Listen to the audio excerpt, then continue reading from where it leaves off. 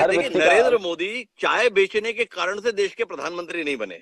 नरेंद्र मोदी जी ने अतीत में ऐसा काम संगठन में किया था, इतने समर्पण निष्ठा के साथ काम किया था। जब वो मुख्यमंत्री बनाए गए तो मुख्यमंत्री के तौर पर भी उनका प्रदर्शन पूरे देश में सराहा गया था, तब जाके वो देश के प्रधानमंत्री बने। इस काबिलियत से नहीं बने थे कि वो एक स्टेशन पे चाय बेचा करते थे तो प्रधानमंत्री बन गए। भाई, उसके साथ उन्होंने बहुत कुछ करके दिया था। तो महेश कश्यप जी ने भी तो कुछ ना कुछ ऐसा किया होगा जिसके चलते भाजपा को लगा कि इस शख्स को हमें लोकसभा के संदर्भ में उतारना चाहिए। तो जानना आपसे ये है भाई कि एक छोटे से गांव से आते हैं, भाजपा के आम कार्यकर्ता, इसी से टिकट मिल गई क्या? कुछ तो काम किए होंगे संगठन के संदर्भ में, कुछ तो काम किए होंगे समाज के संदर्भ में, कुछ तो काम ऐसा किए होंगे जिससे जनता में प्रभाव बना होगा कि इस भीड़ के बीच में पार्टी ने निकाला महेश कश्यप को चुनाव लड़ाए। तो थोड़ा उस पर रोशनी दीजिए ना, क्या किया आप अभी तक पार्टी के लिए जिसके कारण आपको मौका मिला? या किसी नेता की ऐसी पसंद से आप रबर स्टाम्प चाहिए था इसलिए महेश कश्यप जी को उतार दिया?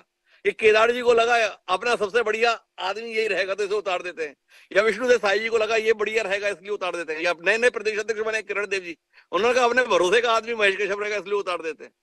क्यों महेश कश्यप? जी देखिए, हमारा जो बस्तर जिला है जी भारतवर्ष में सबसे बड़ा, केरल राज्य बड़ा, इजराइल बेल्जियम देश से बड़ा उसका क्षेत्रफल रहा है।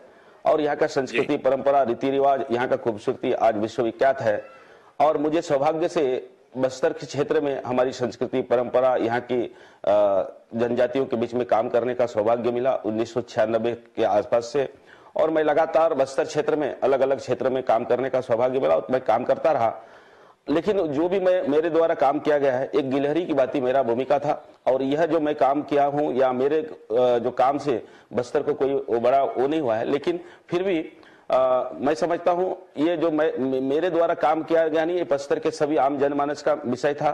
और आम जनमानस, क्योंकि हमारा जो मुगलों का इस देश में शासन हुआ 800 वर्ष, 200 वर्ष अंग्रेजों का शासन हुआ और अन्य सत्ता लोग यहाँ शासन किए, लेकिन हमारी संस्कृति, परंपरा, रीति रिवाज विश्वविख्यात था। उसको कुछ लोगों ने तहस नहस करने का प्रयास किया सेवा, शिक्षा, स्वास्थ्य कार्ड में। तो ये बहुत बड़ा हमारे बस्तर के लिए चुनौती था, क्योंकि समाज, अगर किसी देश को, अगर किसी समाज को अगर खत्म करना है, उनका संस्कृति खत्म कर दो, वो समाज अपने आप खत्म हो जाएगा। किसी देश को अगर खत्म करना है, उसका संस्कृति, परंपरा, रीति रिवाज, पूजापति खत्म कर दो, वो खत्म हो जाएगा। ठीक उसी प्रकार जो मुगलों के शासन में जो नहीं हुआ, अंग्रेजों के शासन में नहीं हुआ, वर्तमान आजाद भारत के 77 वर्ष के अंदर ये सब हो रहा था। और मुझे एक परिणाम मिला कि इसके क्षेत्र में मुझे काम करना है, तो उसके लिए मैं लगातार काम करता रहा।